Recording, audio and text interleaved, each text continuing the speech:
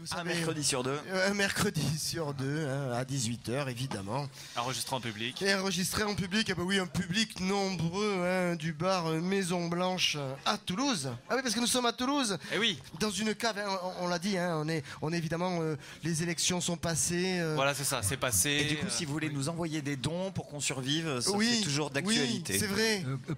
Parlez plus bas, car on pourrait bien nous entendre. Ah oui, effectivement, oui, mince. Donc on va faire parler JM parce que lui il parle doucement. Oui, pardon. Et il va pouvoir nous dire quelque chose. JM, messieurs, dames. Bonsoir, bonsoir. Voilà, donc ça y est, les municipales sont passées. Oui. C'est fait ça. On va pouvoir s'abreuver d'analyses, de dossiers spéciaux, d'hors-série, qui vont couvrir en long et en large et en travers le résultat de ces municipales. Chers auditeurs de la semaine prochaine, cher public d'aujourd'hui, vous l'avez compris, à Pas plus haut que le bord, nous sommes capables d'apporter en avance une analyse des municipales aussi pertinente et impartiale que le Figaro face à l'affaire Sarkozy. À peu près. J'ai d'ailleurs ici une fine analyse de la situation de la semaine prochaine que vous verrez s'adaptera sans souci quel que soit le résultat. Écoutez, monsieur Mazerolle. Oui, parce que commencer une analyse politique avec un « écoutez, monsieur Mazerolle », ça fait classe, hein, ça donne du crédit. On y croit là. C'est un peu comme commencer un morceau de reggae avec un « Ja Rastafari ». Ça ponctue, ça permet direct de mettre en contexte. Voilà. Ouais. Écoutez, monsieur Mazerolle, pour réagir face à l'inconstance intrinsèque, il est préférable désormais d'uniformiser les décisions réalisables à Toulouse. Malgré la crise conjoncturelle, il faut de toute urgence avoir à l'esprit la totalité des organisations politiques, même si ce n'est pas facile. Voilà, ah oui. Donc nul besoin d'acheter le Nouvel Obs, l'Express ou le Canard, l'analyse politique approximative, je vous l'ai fournie en direct et vous pourrez la replacer pour briller en société. Oh oui, on va briller. Bravo. C'est bon. Voilà, donc ceci étant dit, voilà, moi j'ai envie d'un peu de légèreté dans tout ce contexte, Brune Marine et compagnie. Voilà. J'ai envie de parler d'autre chose. J'ai envie de vous faire une petite poésie. Voilà. La vie et la ville m'ont donné envie d'un exercice de style, d'une petite poésie. Je ne viens pas du béton, mais j'ai appris à y tomber. Lorsque j'avais des boutons, je passais mon temps à y traîner. Avec mes potos, on était les rois du bitume. On volait pas très haut, pas besoin qu'on s'assume. Sans souci, insouciant et sans le sou, on ne craignait ni la nuit, ni l'ennui, ni les coups. Contre le FN, époque lycéenne en manifestation, engagés, enragés, on était tous sur tous les fronts, sauf celui de ce gros con.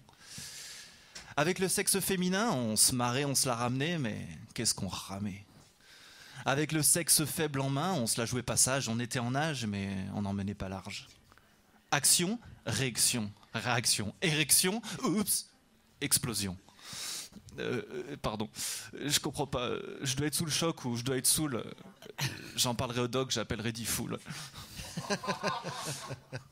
Grande pensée et philosophie sur le trottoir. Lyriques envolés et on refaisait le monde tous les soirs. Mais on respirait plus l'asphalte qu'on s'inspirait de Descartes.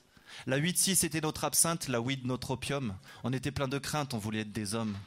C'est dans ce drôle de contexte que j'ai poussé et mûri, sans rôle et sans texte, j'ai improvisé ma vie. Mais un jour, les grands ont dit que j'avais assez grandi, que j'étais assez assagi par l'âge qui agit, j'ai pas réagi trop tard, mes études étaient finies. Cramponner un écran pendant 35 heures, il faut plus de cran qu'il ne faut de cœur. J'ai passé du temps à me demander si c'était ça le bonheur. Le soir, mal de tête qui me la faisait perdre, je faisais moins la fête que des excuses de merde. Puis, j'ai réalisé. J'ai réalisé que la vie à la ville me faisait tourner à l'Adville. Code de vie dicté par cette cité, code de vie ouvert par nécessité. Mais dans ma tête, je pense plus qu'à m'évader. Devant ce banquier, conseillé par ma daronne, je pense plus au banc qui est ensoleillé devant la Garonne. Dans son bureau, il me garde, me regarde et me met en garde. Obnubilé par l'immobilier, il m'oblige à me mobiliser. Mais même si je l'écoute et je suis sage, je ne suis pas à la page. Lorsqu'il m'a dit « Il faut investir, ton argent voudrait bien », moi j'ai compris « Il faut écrire, ton art, j'en voudrais bien ». Devant lui, je me suis rendu compte que les comptes, je préférais les écrire plutôt que les ouvrir. Les sirènes de cette ville ont bien failli m'avoir. Je suivais un fil, j'aurais pas changé de trottoir. Poste planqué, carrière toute tracée, 3 gamins, un chien, une villa à Colomiers. Alors, je ne me suis pas fait prier, j'ai revu toutes mes priorités, toutes ces prières ratées. Aujourd'hui, je cherche un équilibre entre le futile et l'utile. Futile, difficile dans cette vie à la ville. Un équilibre qui me laisse le libre arbitre pour décider, pour être libre, car aucun livre n'abrite la vérité. Alors, j'aurais peut-être jamais de villa, mais au moins, j'aurais choisi cette vie-là. Bravo. JM, Oh là là, mais t'es venu avec ta famille ou quoi là? T'as applaudi comme une star. C'est pas Bah, en même temps, il le mérite. Ouais.